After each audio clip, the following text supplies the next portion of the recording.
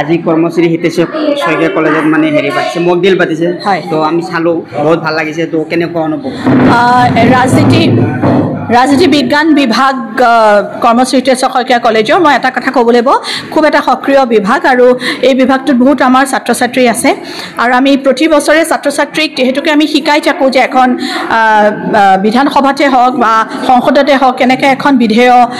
আমি পাছ কৰোঁ বা কেনেকৈ বিধেয়ক এখন মানে আইনলৈ পৰিণত হয় সেইখিনি শিকাই থাকোঁ তেওঁলোকক বা সংসদত সাংসদসকলৰ ভূমিকা কেনেকুৱা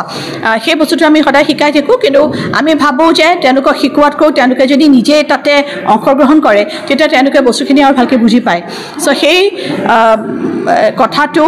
মনত ৰাখি এইটো আমাৰ এটা প্ৰচেষ্টা আমি ল'ৰা ছোৱালীখিনিক অকণমান শিকাইছোঁ আৰু নিজে মানে